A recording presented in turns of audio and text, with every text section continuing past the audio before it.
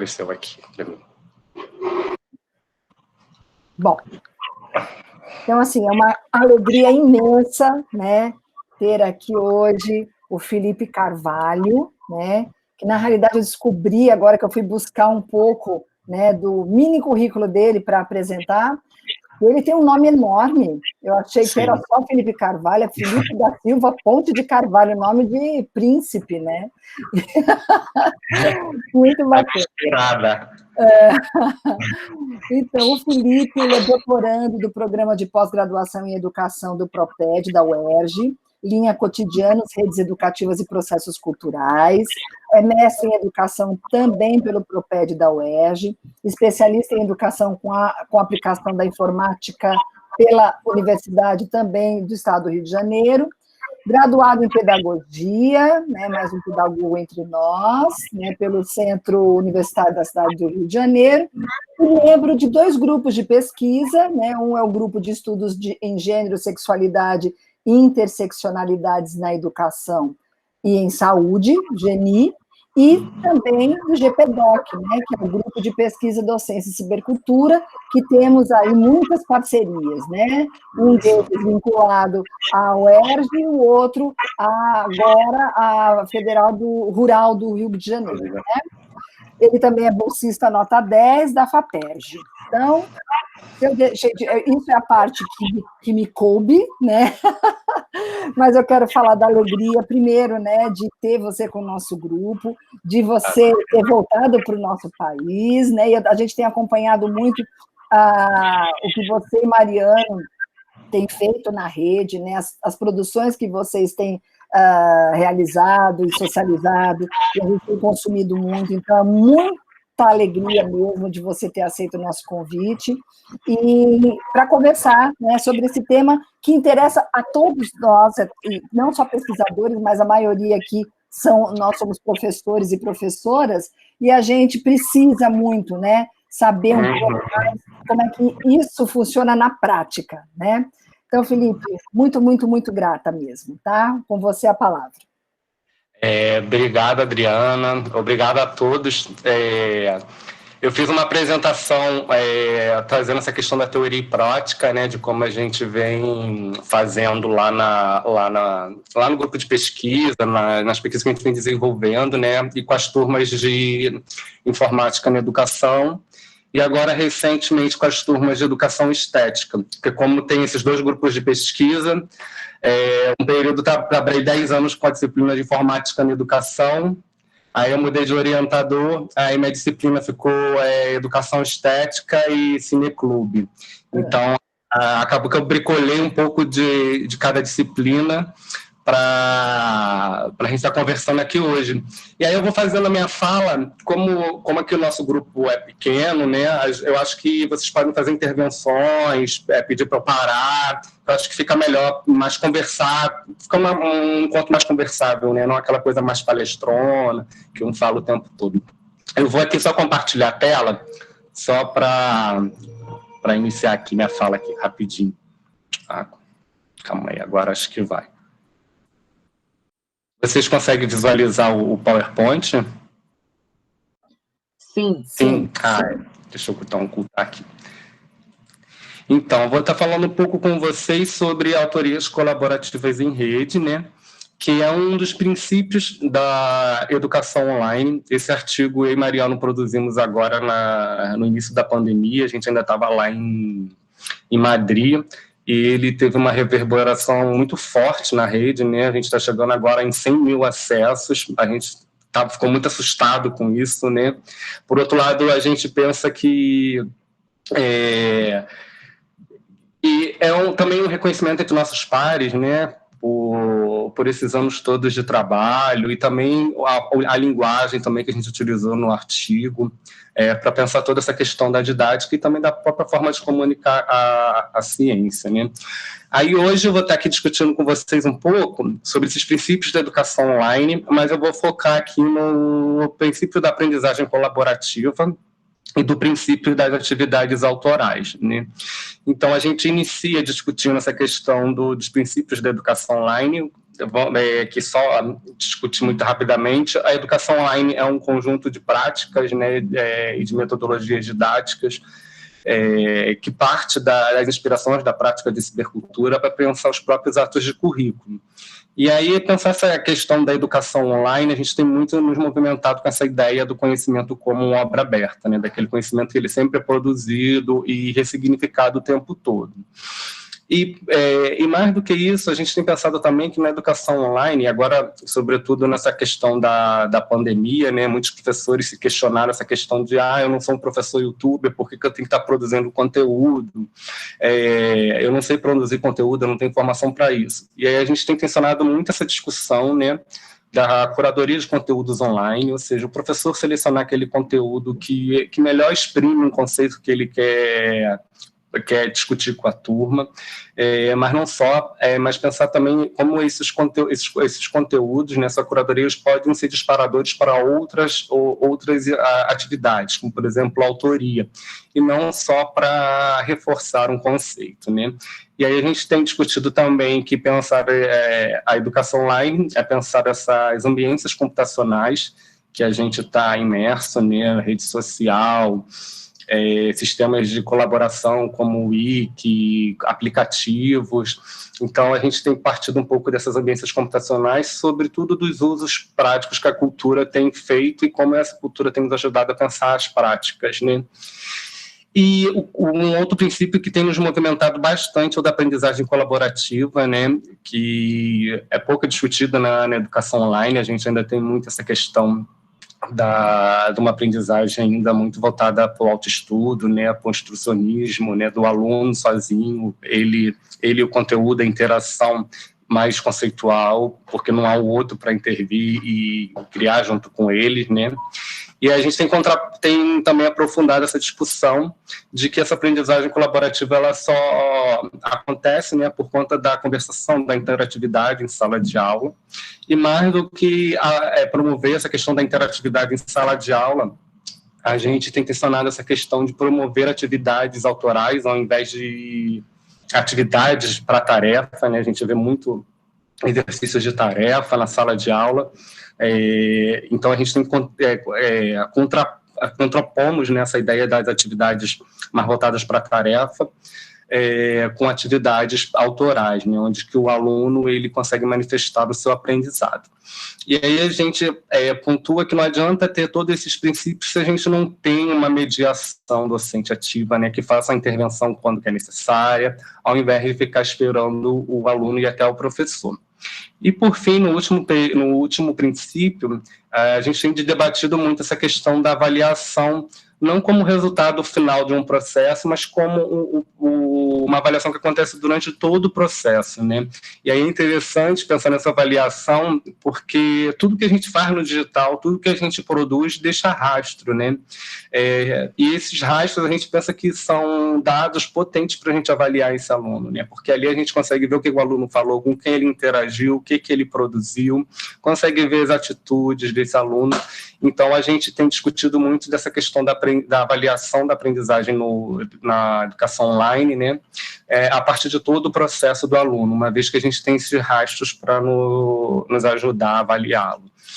E, para hoje aqui, eu vou discutir com vocês, né, a aprendizagem colaborativa e as atividades autorais. Então, eu inicio aqui discutindo um pouco sobre aprendizagem colaborativa em rede, né? Como havia falado anteriormente, a gente, tradicionalmente, na EAD, tem uma ideia, né, de aprendizagem ainda muito voltada para a autoaprendizagem, com a interação do aluno com o conteúdo, e muitas das vezes só com o computador. Para contrapor essa ideia, a gente vem trabalhando muito, né, nessa construção da aprendizagem colaborativa, do processo formativo baseado na interação social, na socialização, na participação, no compartilhamento, na negociação, e aqui também aí nessa negociação entre as diferenças e as emoções, né? Então, a gente já tem aqui uma primeira ideia do que é essa aprendizagem colaborativa e qual a ideia que ela contrapõe, né? Dessa aprendizagem voltada para o autoestudo. E aprofundando um pouco mais, né, eu venho intencionando que a aprendizagem colaborativa não é cada um faz sua parte em casa e depois a gente junta tudo e apresenta, né?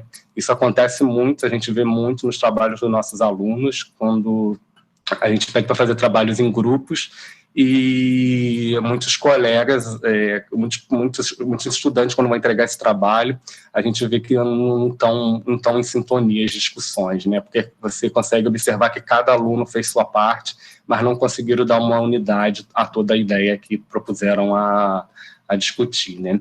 Uma outra discussão que a gente tem feito é com relação a promover situações de aprendizagem contextualizadas, né? Isso costuma acontecer, já aconteceu comigo. Às vezes a gente aprende um monte de coisas novas, né? Um monte de aplicativos, e a gente fica pensando em como usar em sala de aula. Aí a gente faz aquele projeto interessante, mirabolante, com 1001 ideias, mas quando a gente vai para a prática, os alunos não conseguem entender, porque não vai ao encontro da cultura desses alunos, da prática deles, né? E aí muitos alunos discutem e tensionam isso. Para que estamos discutindo isso? Que saco. E aí a gente vem tensionando que a aprendizagem colaborativa não é promover situações de aprendizagem descontextualizadas. Mas muitos colegas já me perguntam assim, mas como a gente promove essas situações de aprendizagem contextualizadas, né? Eu tenho apostado muito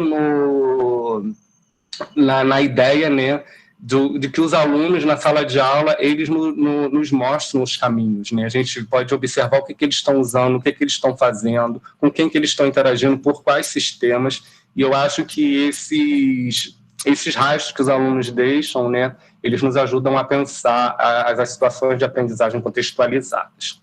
Vamos lá, avançar. Ô, Felipe, você falou que a gente podia interromper, então já vou começar. Sim, claro. Até porque, assim, né, eu acho que boa parte de nós estamos vivendo essa coisa que a gente alguns chamam de aula, ensino, educação remota, né? E mesmo para nós, né, que somos estudiosos, pesquisadores, militantes, né, tanto da educação online como experientes na educação à distância, né, que a gente já começou há bastante tempo e tal, isso também é novo, né, assim, ou seja, principalmente porque a gente está lidando com um aluno que nunca trabalhou e não fez essa opção, né, diferente daquele aluno que se matricula num curso à distância, né. E aí, assim, quando você fala dessa coisa do aluno, né, de um contexto descontextualizado, isso me preocupa muito. Por exemplo, como que vocês indicariam, né, a abordagem? Eu quero trabalhar a partir de geralmente é assim que a gente faz o ensino superior, né? Você pega um texto e você dá para os alunos lerem esse texto em casa, e aí você trabalha a partir daquele texto. Isso. Essa figurinha que você colocou, aliás, eu quero falar uma coisa que é muito... Eu estou para falar de Mariane, e eu acho assim, vocês estão sendo extremamente felizes com essa parte, né, estética, né, dos textos de vocês, porque esses desenhos, eles são extremamente lúdicos, mas convidam a gente para pensar um monte de coisa, né? Então, assim, eu não sei quem é a pessoa responsável por isso, mas ela está de muito parabéns. Mariano. Mas ele que faz os desenhos todos? Na verdade, assim, a gente tem a Mônica, né, que é a ilustradora, que ela, inclusive, está fazendo todas as ilustrações do livro da Sociedade Brasileira de Computação. Mas ele acaba desenhando, esboçando junto com ela. Acaba que ela dá o toque final, né? Ele, por exemplo, ele costuma ler um artigo. Por exemplo, você está lá no capítulo de livro, né? Ele lê o capítulo do livro que vai estar para sair e dali ele esboça um desenho. Ah, legal. Ele envia para ela e eles começam a discutir. Eu acho que pode ser isso. Aí chama os autores para fazerem junto. E depois ao final, mas também o Mariano, ele fez desenho, né? Ele estudou desenho. Ah, tá. Ele sabe fazer, e aí de vez em quando ele também... Aliás, quase que 100% das imagens ele que produziu, né? Mas maravilhoso. Tem algumas outras coisas que a Mônica já fez, que é a ilustradora, mas ele acaba bricolando, né? Misturando as imagens, puxando um boneco de uma imagem com um boneco de outra, aí forma outra imagem. E essa é legal também que a gente, importante você tocar nisso, que a gente tem se preocupado em também deixar essas imagens abertas. Agora, recente, até o pessoal da Fiocruz estava usando o texto da gente e perguntou, mas e as imagens? A gente está aberto, pode usar à vontade. E aí foi interessante que eles fizeram um curso lá, todo em réia, aí mandou o link para a gente, as imagens a gente utilizou, está tudo em réia também o nosso curso. Então, é legal ver como essa dimensão também das imagens, ela é importante, sabe? Para a comunidade. Porque muitas vezes a gente traz essa questão da imagem só para ilustrar. E a gente está trabalhando muito dessa ideia da imagem como uma imagem que passa um conceito, né? Que traz um conceito. Tem, assim, eu percebo que tem conceitos que eles são muito mais complexos e as imagens conseguem trabalhar isso de uma forma bem bacana, muito mais fácil, né? Então, assim, uma coisa que eu tenho observado no trabalho de vocês e que eu não sabia que estava aberto e não sabia que era o Mariano. Eu achei que, assim, fosse alguém que estava ilustrando, porque eu não sabia eu sempre soube dessa habilidade dele artística, mas não sabia dessa específica. E, então, assim, muito, muito bacana, né? Mas, assim, só para concluir, Felipe, então, assim, como que vocês têm trabalhado com textos, por exemplo, com artigos dentro de um contexto de ensino superior, para que as pessoas trabalhem colaborativamente? Que caminhos, que pistas você daria para a gente pensar essas alternativas? Porque o que a gente percebe é que os alunos também nunca trabalharam colaborativamente. Então, assim, não é uma coisa tão simples. Agora, vamos lá, todo mundo faz junto. Sim. Fazer junto é dentro daquela perspectiva de seminário, que é um jogral, cada um faz uma parte, né? E como é que a gente faz o aluno mudar e nós mesmos mudarmos, né? Porque a gente também não tem experiência. Então, a gente sempre costuma, no primeiro dia de aula, a gente fazer um estudo exploratório com os alunos, né? Quem tem celular, quem usa a rede social, qual rede social, se usa Facebook, WhatsApp, a gente costuma sempre fazer essa sensibilização no primeiro dia de aula, né? E a partir por exemplo, a disciplina que eu dei agora de educação estética, as alunas, a turma toda estava no Facebook, e todos os alunos tinham um grupo no Facebook para discutir as coisas das disciplinas. E aí foi interessante que eu falei, mas o WhatsApp não é mais fácil para começar? Não, professor, vamos todo mundo para o Facebook. E aí, então, nesse estudo exploratório, a gente já consegue identificar um pouco o perfil da turma, né? E o que a gente tem usado muito e feito, claro, a gente, como arquiteta da disciplina, a gente tem trabalhado com os textos iniciais, né, aqueles textos mais de fundamentos. Por outro lado, a gente para só nessas primeiras aulas dos textos de fundamento, porque a gente começa a ver o que a turma está demandando. Digamos, como era a disciplina de informática na educação, a gente discutiu muito essa questão nos fundamentos, a história da informática na educação. E, por outro lado, como isso já foi agora em 2016, 2017, a gente já estava pensando nessa questão dos aplicativos, do uso para o celular. Então, a gente não podia estar mais discutindo as discussões da informática da educação de 10 anos atrás, né? Então, a gente já começou a fazer esse movimento de trazer. Mas aí, que tipos de aplicativos é esse, né?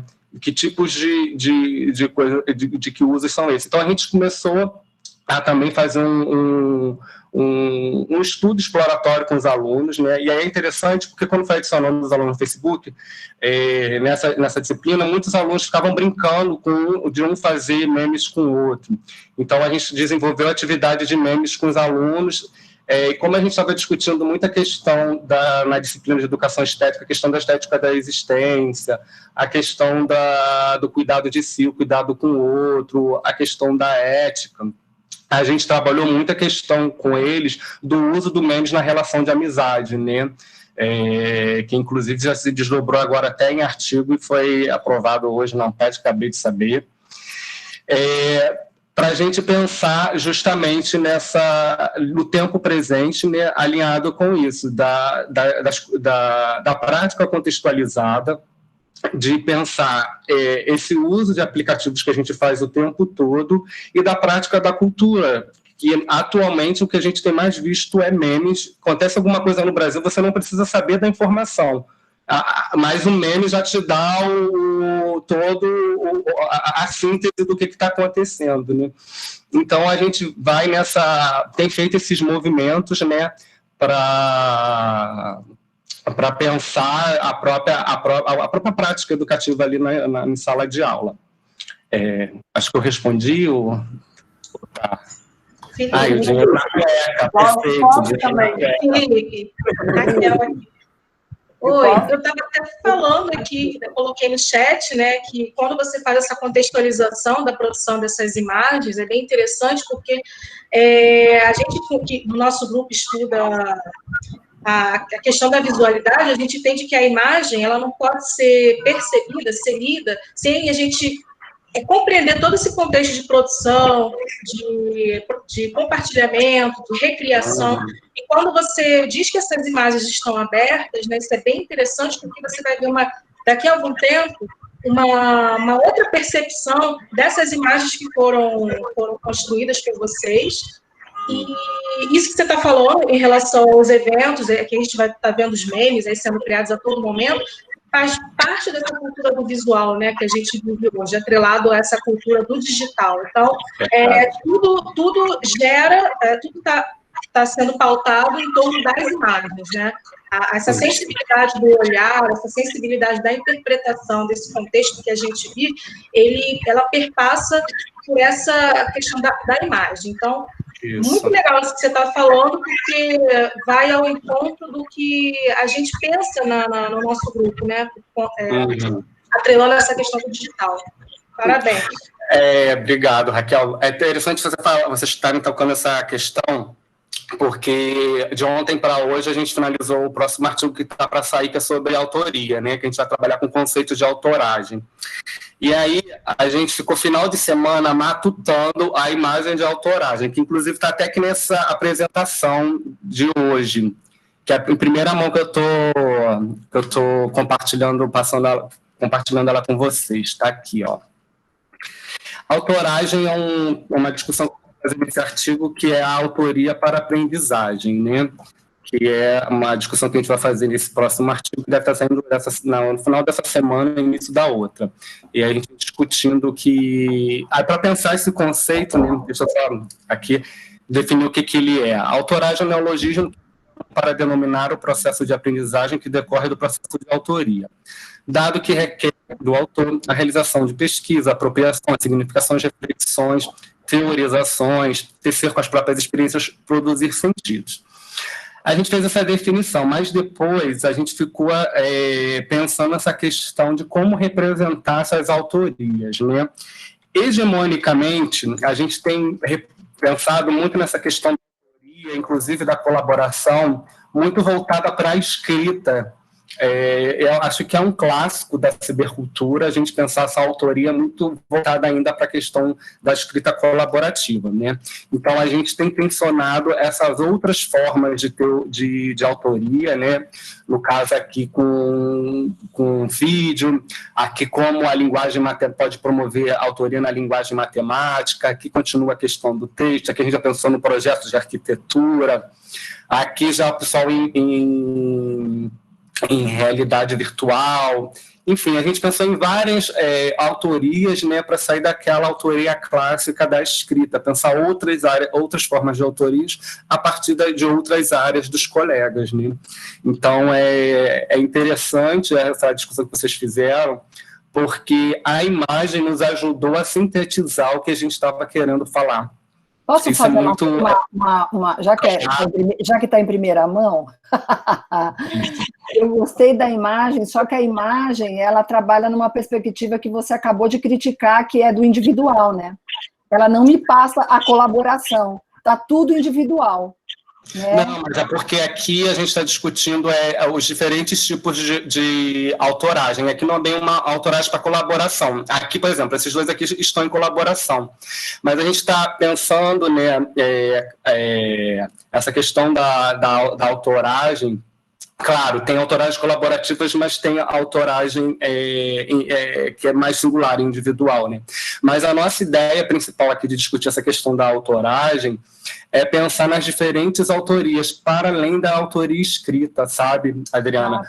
Entendi. O problema, inclusive, da nossa área enquanto cientistas. Nós, cientistas, hegemonicamente, só conseguimos comunicar a ciência por escrito, ser autores no escrito. Aí, quando a gente vê um professor no YouTube fazendo vídeo com grandes projeções, a gente começa a entender uma outra forma o nosso trabalho enquanto pesquisador, né? Então, eu acho que isso que você está falando é importante, mas assim, eu acho que nós cientistas no campo que atuamos, né? Se você for para outra área, por exemplo, você vai para a área artística, uma defesa de doutorado, ela pode se dar por meio de performance, né? Eu já vi defesa com performance, eu já vi defesa com cantoria, eu já fiz defesa, o fazer prático, né, até com vídeo, né, quem trabalha mais na área de cinema, né, eu acho que nós na educação, a gente ainda é obrigado a fazer esse tipo de produção autoral escrita, né, e que eu acho que vocês estão sendo muito felizes em tocar nisso, né, porque eu acho que a gente precisa romper mesmo com essa perspectiva que só nos atrasa, né. Isso, a gente aqui... Eu sou da parte da música, né? Nós temos os dois tipos de apresentação, não necessariamente a gente tem que fazer um recital e também a parte escrita. De pior. Eu sei que na computação também é assim. Eu fui agora até um tempo atrás na defesa da tese de um amigo meu, e a tese dele tinha 60 páginas, ele tinha publicado a tese já toda, então ele fez uma síntese de onde que estava os artigos, mas a tese dele foi sobre foi internet nas coisas, né?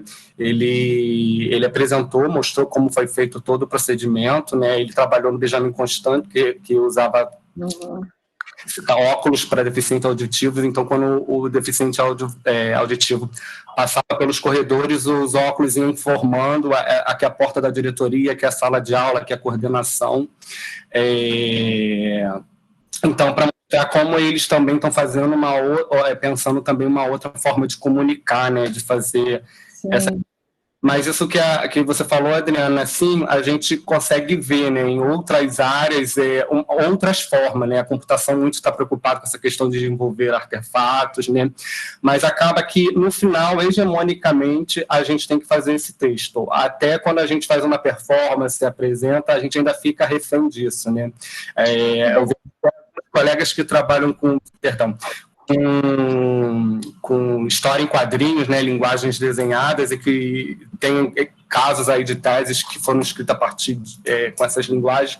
Mas, por outro lado, eu acho que a gente ainda tem também nos programas de pós um conservadorismo com relação de como fazer a comunicação da ciência, sabe? É verdade, é isso mesmo. A gente, por exemplo, eu lembro que na minha dissertação de mestrado, isso assim, começo dos anos 2000, para eu colocar na dissertação um CD, anexar um CD na dissertação, foi um pampeiro. E olha que eu fiz na PUC, né? PUC de São Paulo é super aberta, tal, o povo transgride. Nossa, mas eu tive quase que falar, beijar a mão do Papa para deixar, entendeu? Eu colocar, tal. E até hoje você tem questões nessa questão da linearidade, é muito sim. Não, eu lembro que ainda tem aquela questão do seguinte, né? Você coloca uma imagem e a pessoa pergunta, por que você colocou essa imagem, né? Claro que a gente destaca, tá, a letra da música, quando a gente coloca, mas tem horas que a imagem e a letra da música, uma poesia, é o sentir. Sabe quando você não consegue falar sobre, porque você está sentindo mesmo, né? E aí fica aquela coisa, mas o que você leu sobre essa imagem? Mas será que sempre a gente tem que fazer leitura de imagem? Será que a imagem ela não fala por si só, ela, né, em determinados momentos, né? Claro que às vezes a imagem fica um pouco, né, como a Adriana acabou de falar, dessa imagem poxa, mas eu não estou vendo e tal. E aí você explicou. Então, assim, é todo esse contexto que às vezes falta, né? E às vezes a gente também não consegue passar na imagem, a gente não consegue passar tudo o que a gente quer quando a gente vai fazer a inscrição gráfica, né? Verdade, verdade. Só para complementar o que a Raquel falou, mas assim, o que a gente tem que entender é que, assim, mesmo no texto, mas na imagem, na música, em qualquer outra linguagem, vai do teu repertório, né? Então, assim, na leitura imagética, ela vai ser lida pelas pessoas em acordo com o repertório delas. Elas podem fazer associações, se é uma pessoa da área de artes, ela pode fazer associações que eu não faria, porque não é da minha área de conhecimento, né? Então, acho que assim, existe uma coisa das leituras que você é capaz de fazer por conta do teu repertório, por conta, né? Que eu acho que isso também, né? E a mesma coisa quando você lê literatura, né? A literatura de quem é da área é totalmente diferente da leitura literária de quem não é da área, que é só fruição, né? São coisas muito complexas. Vamos lá, Felipe. Deixa eu aqui, então, avançar. Aí eu estava discutindo com vocês, né, dessa questão da aprendizagem colaborativa, do que ela não é, ou seja, de juntar todo o trabalho e depois cada um apresenta, e essa questão das situações de aprendizagem. Aqui, nesse primeiro caso aqui, eu queria apontar um negócio que eu reparei nesses 10 anos de experiência de informática na educação. Deixa eu mudar aqui a tela só para... O que acontece? Perdão, hegemonicamente, né, pensar assim, a gente na escola, eu, por exemplo, me formei 10 anos na escola sem fazer trabalhos colaborativos. Quando eu fazia trabalho colaborativo, era para uma feira de ciências, ou seja, a gente se reunia e no final do bimestre, às vezes no final do ano, tinha a feira de ciências ou a feira de cultura. Então, a gente é formado para não trabalhar em grupo. E aí, quando chega na graduação, que os professores começam a demandar trabalhos em grupos, fazer em parceria, a gente se depara ainda com isso, porque é de uma formação que a gente tem, entendeu? Durante anos. E é interessante que até quando os alunos estão fazendo trabalhos em colaboração, muitos alunos não alteram o que o outro aluno escreveu. Às vezes pode estar com o conceito, com ideia, pode estar escrito tudo errado, mas o outro aluno não tem coragem de ir lá e alterar o conteúdo do colega. Então, a gente ainda vê muito isso por conta dessa formação que a gente tem na escola, de não trabalhar em grupo e fazer com que o colega venha intervir no nosso trabalho. Então, por isso que a gente ainda se depara muito com isso. Isso eu reparei nesses 10 anos de tutor como informática na educação na UERJ, e na escola, trabalhando dentro do laboratório de informática na educação, quando eu fazia trabalhos em grupos, produções de mapas colaborativos, escritas colaborativas na escola, eu via que muitas das vezes as crianças brigavam o tempo todo, porque elas não estavam acostumadas a trabalhar em grupo, e isso acaba reverberando na formação na universidade. Era só para pontuar. Oi. Felipe, posso te perguntar sobre isso? Inclusive, até tinha colocado aqui no chat. Então, a gente tem trabalhado, pelo menos eu tenho tentado trabalhar com o IC, né? E aí eu observo isso assim, muito claro, não só o que você acabou de falar, né, da dificuldade do colega entrar e poder corrigir mesmo, até um erro, às vezes, de grafia, alguma coisa, né? Isso eu tenho visto, tenho falado com os alunos, assim, permitido que eles ousem nesse sentido, porque o texto, no final, é uma produção coletiva, mas, né, que ele deve se intervir, o outro também tem que aceitar essa intervenção, porque há um pouco do tipo, mas como assim, né? Agora, para além disso, quando você vê no final, porque aí você está ali acompanhando esse movimento, né? Daquele que contribui, daquele que vai lá, aumenta e tarará. E aí, quando você percebe que a coisa está ficando tipo uma coxa de retalho, você, enquanto professor que está ali junto, é interessante intervir, dar um toque, né? Do tipo, olha que caminho que o texto está tomando, está um pouco fugindo do nosso foco inicial, né? Da questão, vamos dizer assim, disparadora. Eu até falei com eles, está aparecendo um telefone sem fio, aquela brincadeira, que você fala uma frase, mas quando chega lá no final é é outra totalmente diferente. Ei, Então, Judi, eu acho interessante essa intervenção nossa, não deixar a coisa tomar uma proporção assim, nada a ver do nada. Ou não, ou deixa eu tomar e fala, olha como é que ficou isso. Não, isso que você está falando é muito interessante. Uma vez eu tive uma. Assim, as situações viram e mexem, elas aparecem, né?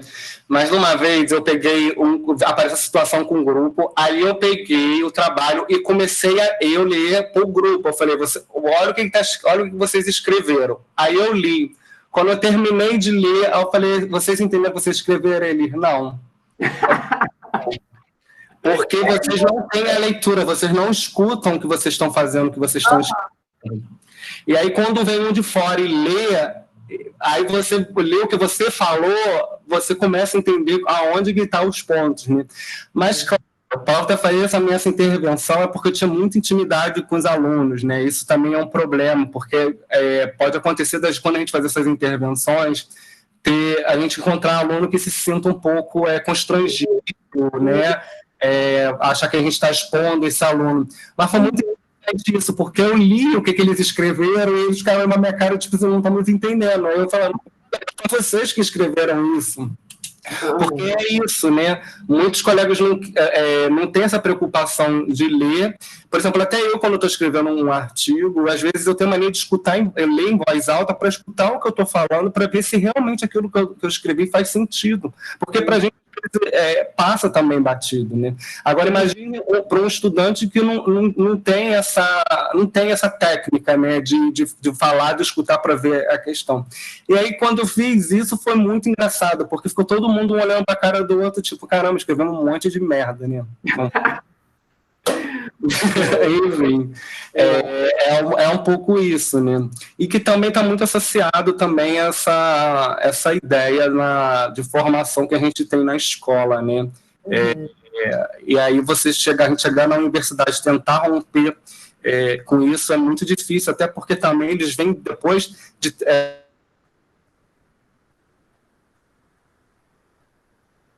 preparar para o vestibular, então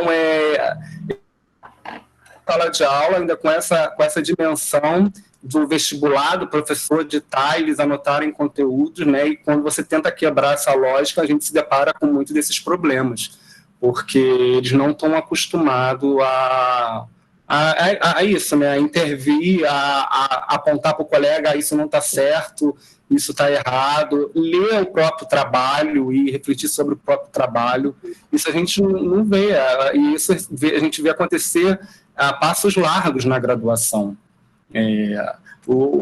Às vezes que a gente consegue ver um grupo de alunos que destoa dos outros, mas assim, a gente consegue identificar, por exemplo, lá na UERJ a gente pegava muito turmas do primeiro período, a disciplina de informática na educação era nos primeiros períodos. Então a gente, por exemplo, fazer alguma atividade de memes, se a gente não botasse lá que tinha que baixar o aplicativo, fazer pelo aplicativo, a gente viu um monte de alunos pegando memes que já estavam prontos na internet e mandando para a gente, entendeu? Ah, não, professor, aqui, estou te enviando o meu meme porque eu já fiz o trabalho. Você vê que foi um meme que você já viu na sua timeline, mas que está muito associado a essa questão da formação do aluno, sabe? De reproduzir. E para a gente romper isso é um problema muito grave. Vou voltar aqui para a gente aprofundar aqui, vamos lá. A próxima tela eu vou discutir um pouco sobre o que é essa aprendizagem colaborativa, né? Que não se trata de colocar os alunos para discutir os conteúdos de uma disciplina apenas entre eles, sem um professor, então aqui a gente já vê a questão do professor, né? Trata-se de construir o conhecimento colaborativamente, em grupo, valorizando os múltiplos saberes de cada aluno com uma boa mediação do professor. Então, a gente vai ver aqui a questão da construção do conhecimento colaborativamente, né, em grupo, a valorização dos múltiplos saberes. Às vezes a gente não tem uma escuta genuína em sala de aula para valorizar esses saberes, né? Às vezes até passa muito batido por conta das dinâmicas do dia a dia, mas é importante, às vezes, a gente ter uma escuta sensível para o que eles têm a dizer. E outros colegas, como a professora Patrícia Torres, né, que também trabalha com essa questão da aprendizagem colaborativa, ela destaca que é um processo ativo que se dá pela construção colaborativa entre os pares. ela vai dizer que os papéis dos grupos são definidos pelo próprio grupo, a autoridade é compartilhada, o professor é um parceiro da comunidade de aprendizagem, ocorre a centralização da responsabilidade da aprendizagem no aluno e existe a corresponsabilidade do processo de aprendizagem. Então, aqui a gente tem duas definições do que é essa aprendizagem colaborativa. E muitas das vezes, muitos colegas ficam questionando a gente, né, e os computadores, né? Então, a gente vem tensionando, que a gente vê o computador, como um meio de interação social e não como máquinas de ensinar, né, mas sim de máquinas para conectar pessoas, de produtoras de subjetividade, de pensar de como essas máquinas ajudam na constituição dos laços sociais. E aí pensar essa aprendizagem colaborativa em rede, mediada pelos computadores, né? A gente tem pensado em muitas práticas. Uma das práticas que a gente tem feito, e que foi até agora que eu participei com a turma do Mariano, de didática online, né, do curso de computação, essa experiência que a gente desenvolveu com os alunos é uma apresentação, participação e intervenção sincronamente, né? A gente estava todo mundo junto, como agora, e aí começamos a discutir sobre a questão da didática online. Num certo momento, a gente convida os alunos a entrarem, interagirem nessa apresentação. Então, a gente já tinha feito aqui uma apresentação, né, do espaço, do tempo, tudo no presencial. E nessa parte do não presencial, do online, ela estava em branco. E os alunos foram entrando nessa apresentação, né, que foi feita pelo Google Docs, foram entrando e fazendo a intervenção. Então, a gente trabalhou um pouco nessa perspectiva, né, da colaboração, do professor já ter um conteúdo, estar trabalhando com esse conteúdo, os alunos fazerem intervenção nesse conteúdo e co-criar junto com o professor. Então, a gente já tem aqui uma primeira colaboração com o uso de apresentações, né? Depois, a gente fez dois tipos de apresentações, uma co-criada sincronamente e outra assíncrona. Nessa síncrona, a gente pediu para os alunos trazerem a ideia deles sobre didática, o que eles entendiam por didática.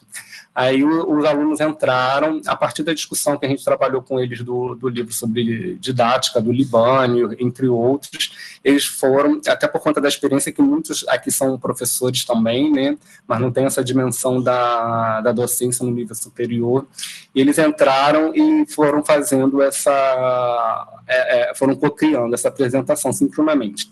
Depois, a gente fez uma outra apresentação discutindo com eles o livro Cuidado Escola, que é um livro que trabalha muito a questão da teoria crítica do currículo, né? E aí aqui já foi sincronamente. Os alunos, nessa apresentação, eles tinham que escolher uma imagem do livro e, a partir dessa imagem do livro, eles tensionarem. E aí isso já foi uma atividade para eles fazerem em casa, já numa outra dinâmica, né? Já não todos reunidos. Por outro lado, na reunião ficou mais a apresentação desses trabalhos desenvolvidos colaborativamente. E é interessante que nesses trabalhos a gente consegue visualizar todo mundo trabalhando junto e o que cada um está fazendo, né? Então, a gente vem trabalhando muito nessa perspectiva do uso de apresentações, né? O tempo todo a gente está fazendo apresentações, e por que não fazer essa apresentação com uma intervenção e com a colaboração do outro? E aí aqui a gente trouxe um pouco dessas ideias. Vou avançar aqui um pouquinho. Aqui foi aquela discussão que eu comecei com vocês, falar sobre autoragem, né, autoria para aprendizagem, que é o nosso princípio 6 lá da educação online. E a gente está muito preocupado com essa questão do processo de aprendizagem que decorre da autoria, né? E aí aqui entra muito essa questão da ideia de explorar o que o aluno aprendeu, né? Muitas das vezes a gente fica querendo saber o que o aluno aprendeu, mas a gente só consegue visualizar o que o aluno aprende a partir do que ele manifesta, né? Então, a gente tem pensado muito nessa manifestação da aprendizagem a partir do processo de autoria. E aí a gente vem discutindo que a autoragem não é repetir informações estudadas, né? Isso é plágio a uma pré-autoria. O que a gente está querendo dizer? Que muitas das vezes a gente dá um artigo para os alunos, né, estudar em sala de aula, e aí às vezes os alunos vêm muito com aquela ideia, reforçam as ideias dos autores, trazem as mesmas discussões que os autores, mas não trazem nada novo, né? Parece uma reescrita das ideias dos autores. Então está muito ainda nessa ideia de pré-autoria ou plágio, né? Então, a gente vem discutindo que, definitivamente, a autoragem não é repetir informações estudadas. E aí, a gente também tem pensado em algumas preocupações, né? Se essa autoria está de acordo com a proposta do que foi discutido em sala de aula, se o conteúdo apresenta problemas conceituais e práticos, e se o conteúdo apresenta problemas éticos, né? E aqui entra a questão dos preconceitos, da violência, do ódio, da fake news, que é uma coisa que atravessa hoje, né, a nossa prática o tempo todo. E aí a gente também tem pensado a questão dessa questão da mediação docente para essa autoragem, né? E a gente tem discutido sempre nessa questão de questionar e problematizar as posições assumidas pelos estudantes e contrapor as ideias, né? Trazendo diversos pontos de vista, ter uma escuta atenta e sensível junto aos estudantes, escutar genuinamente o que eles têm a dizer, o que estão significando, negociando, refutando e tecendo juntos, potencializar os laços sociais e mediar conflitos e problematizar os usos estéticos, éticos e políticos das tecnologias digitais em rede. E aí, a gente tem pensado muito nessa questão da autoragem, né? A gente retomou aquelas ideias dos 4 pilares da educação, né?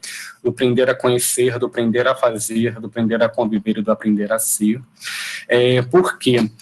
Porque, hegemonicamente, né, a gente sempre está praticando o aprender a conhecer, né? Essa questão da aquisição dos saberes científicos e do domínio dos instrumentos da produção, né? E, às vezes, a gente faz uma atividade prática para poder discutir um pouco do aprender a conhecer com o aprender a fazer. E o aprender a conviver e o aprender a ser, eles são poucos praticados, né? E uma das apostas que a gente tem feito, por exemplo, para o aprender a conviver, é trabalhar dentro dessa perspectiva da aprendizagem colaborativa, né? Dos alunos estarem juntos, discutindo, negociando, trazendo outras formas de pensar, partilhando os seus saberes. Então, a gente tem tensionado muito essa questão da aprendizagem colaborativa, do aprender a ser. E para promover o aprender a ser, né, aquilo que o aluno é, o tornar-se, né, a compreensão da singularidade deles, né, a gente tem trabalhado muito com essa ideia da autoragem, né, porque a gente só consegue entender o que o aluno é a partir do que ele se manifesta. Então, a gente tem pensado muito nessa manifestação a partir de uma ideia de autoria, né, dessa autoragem que se desdobra do processo de ensino-aprendizagem. E aí, vocês devem estar me perguntando assim, nossa, que loucura, como é que eles vão trabalhar essa questão da autoragem? O Facebook tem um aplicativo chamado Notas, né, que possibilita a criação de postagens. Vocês já escutaram falar desse microblog do Facebook chamado Notas?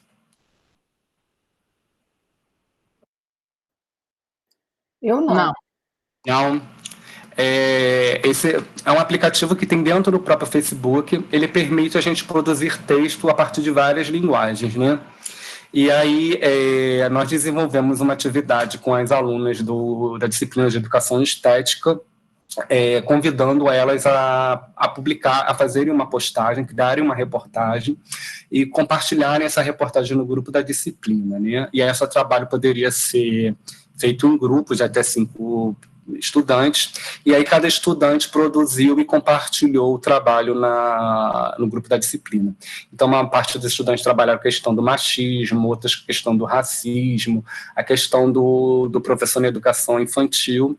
Então, através dessas autorias, a gente consegue capturar, né, fragmentos das expressões de si, daquilo que eu sei, daquilo que eu entendi, do que eu aprendi, do que eu compreendi, mas não só comigo, né, e com os colegas também. Então, a gente tem aqui esses trabalhos que foram feitos em colaboração, mas que estão muito voltados para essa ideia da manifestação da autoria, né? Mas aí a gente não estava interessado só desse aluno manifestar, mas também de outros alunos entrarem nesses trabalhos e intervirem, né? No caso, uma das propostas da atividade é que cada grupo deveria escolher 2 trabalhos de outros colegas para comentar e intencionar. Então, a gente tem trabalhado muito essa questão da autoragem nesse sentido, né? Também da manifestação do aluno, falar sobre si, dizer sobre seus medos, sobre o que está pensando no momento, explorar mesmo essa criatividade dele, né? Explorando essa criatividade, pensando também no uso crítico, né? Então, aqui eu tenho essa experiência da autoragem. E aí, para finalizar aqui, para a gente poder aprofundar nossas conversas, eu venho trazendo alguns destaques que, para a gente promover a aprendizagem colaborativa e a autoragem, né, a gente precisa promover a implicação desses alunos, né? Para a gente promover essa implicação, a gente tem pensado e ido muito ao encontro dessas práticas de cultura desses estudantes, o que eles têm feito, o que eles estão produzindo, qual rede que eles estão. Essa atividade de fazer a atividade no grupo, né? Ela surge porque essa turma estava toda no Facebook, então preferiu interagir pelo Facebook. Então isso acaba que produz, né, um engajamento na turma. E os alunos engajados, eles partilham seus conhecimentos, negociam sentidos, valores, refutam ideias. E aí, através disso, eles estabelecem diálogos, interatividade, parceria, constroem suas redes sociais, porque essa rede social só é construída por conta do afeto que eles trocam entre si, né? E, por fim, quando a gente vê todos esses processos, né, acontecendo simultaneamente, não separados, né, a gente consegue ver uma autoria desse aluno, né, que está muito em sintonia com o que a gente está discutindo em sala de aula, com as práticas que a gente está propondo, né? Então, eu venho destacando isso com relação a promover a aprendizagem colaborativa e a autoragem, a questão da implicação, do engajamento, da partilha, da negociação, do diálogo, da interatividade, parceria, rede social, afeto e autoria. Aí aqui eu finalizo e aí a gente abre para a gente conversar um pouco mais.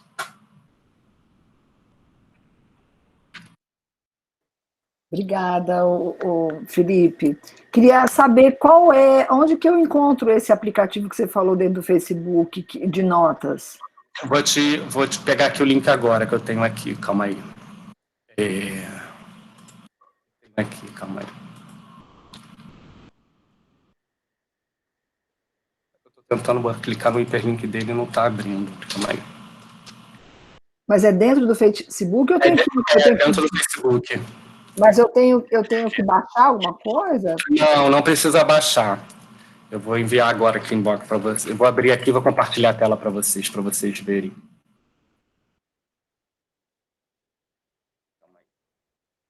Vou mandar aqui o link aqui para vocês. Esse é o link.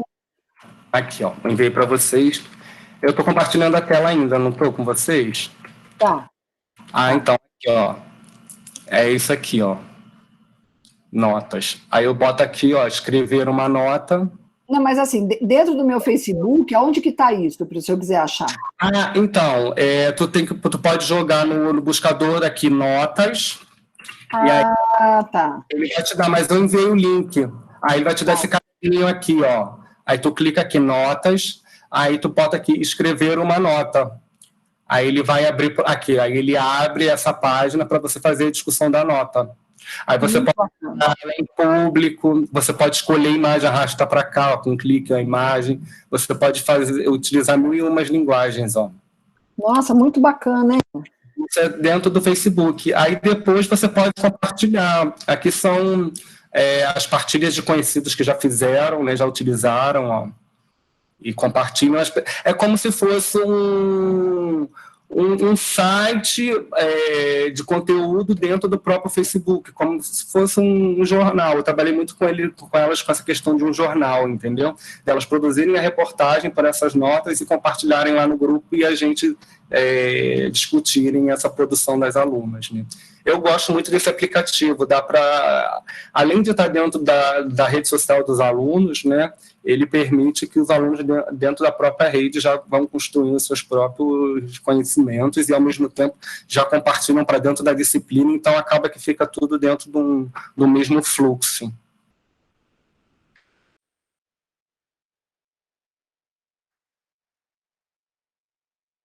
Perdão, Juliana. Felipe. Pode? Oi. Eu queria falar, tá? Ah, sim, pode falar, Carol. Adriana, você está falando com a gente? Eu não estou ouvindo. Eu Não, também. não. Eu estou ouvindo você gesticular. Estou vendo você gesticular. Agora, Carol, você não está ouvindo, você está vendo. Ouvindo não, vendo você gesticular. agora vocês estão ouvindo, não? Agora sim. Ah, tá. Não. Pode falar, Carol. Fala você.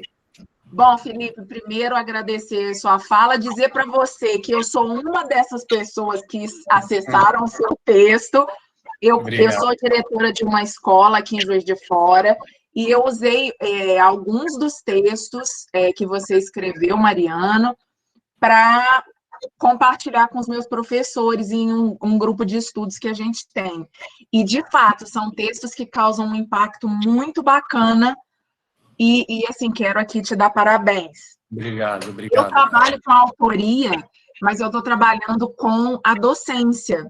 A minha pesquisa de doutorado, ela vai acompanhar um pouco o processo da docência a partir de produção de materiais, que eu estou chamando de produção de materiais pedagógicos. E, assim, o que você fala, e aí você está falando dos estudantes, é claro, dos alunos, mas quando eu converso com os professores, eu percebo uma emoção nessa produção, que é uma coisa, assim, emocionante. Os professores que são autores, e aí eu gostei muito do termo que você usa de autoragem, são professores que trabalham com as suas, que expõem, revelam as suas docências. E o professor que produz o seu próprio material, ele tem uma força e ele ganha uma certeza de que o que ele está construindo é muito mais potente para a aprendizagem do que um material que eu pego de alguém. Então, eu queria só trazer esse relato, porque eu acho que o que eu tenho observado dos professores tem tudo a ver com o que você trouxe. Depois a gente pode até bater um papo, que eu acho que é bacana. Claro. E eu tenho percebido como essa autoria, principalmente com os professores também, ela é muito importante. Porque se eu quero uma autoria do meu aluno, eu também preciso exercer essa autoria enquanto docente. Então, era isso. Carol, muito legal você falar isso, porque na escola que eu trabalhei durante 10 anos, eu saí agora em 2017 por conta do doutorado, sanduíche, e eu vi um movimento das professoras do 2º ao 5º ano, que para mim foi um movimento muito bacana. Elas não queriam mais usar os livros didáticos, porque elas achavam que tinha um monte de gaps, um monte de coisas que não estavam interessantes. E aí foi legal que elas fizeram como se fosse uma apostila, mas assim, o conteúdo eram delas, né? Vamos trabalhar isso. E aí, nessa apostila, que foi também disponibilizada depois online, elas colocaram imagens, vídeos, trabalharam com múltiplas linguagens. E assim, eu achei fenomenal, porque era uma demanda delas, né? Porque muitas das vezes os professores recebem aqueles livros didáticos no final do ano, aí fica nas férias vendo qual livro vai adotar, qual é o melhor. E aí havia muito sempre essas discussões de que, mas esse livro é mais ou menos completo, mas só que o outro ajuda a complementar essa ideia. A gente sempre se depara com isso, eu acho que ainda continua acontecendo em larga escala, né, nas escolas, isso. E aí essas professoras resolveram fazer um outro movimento, de produzirem o próprio conteúdo de sala de aula. E foi interessante porque isso surgiu um efeito e as outras unidades já estavam começando a querer também fazer esse movimento, inclusive até dos professores do 6º ao 9º ano e do ensino médio também já estavam querendo fazer isso. E aí foi interessante que os professores do vestibular compraram essa ideia no 3º ano e fizeram todo o conteúdo. E aí foi interessante que a escola começou a produzir o próprio material, né? E é legal porque acaba que esses materiais eles são contextualizados porque os professores sabem quem são aqueles alunos, qual é a demanda daquela turma, eles sabem do que deu certo no ano passado, o que pode ser aprimorado esse ano e o que pode ser cortado. Então, eu acho que esse movimento, né, eu não sei como é que ficou agora lá na escola, mas eu achei assim, impressionante. E eu vi esse mesmo movimento acontecer agora, eu tive umas lives pela Secretaria de Educação do Ceará, eu fiz lá umas 12 lives com os professores, né, e aí eu fiquei sabendo de histórias assim, maravilhosas, de professores trabalhando desde produção de conteúdos, a promover, por exemplo, autorias com história em quadrinhos, com o aluno desenhando em casa no papel, levando para a escola. Então, assim, eu pude ver como essa questão da autoria ela reconfigura todo esse processo, inclusive da própria produção do conhecimento, né? Que a gente não fica só naquela coisa de esperar alguém distribuir aquilo até chegar na escola, né? E como essa forma da própria distribuição ela é modificada, porque no ano seguinte eu lembro que muitos professores já não queriam adotar mais os livros, queriam adotar o próprio material que produziu.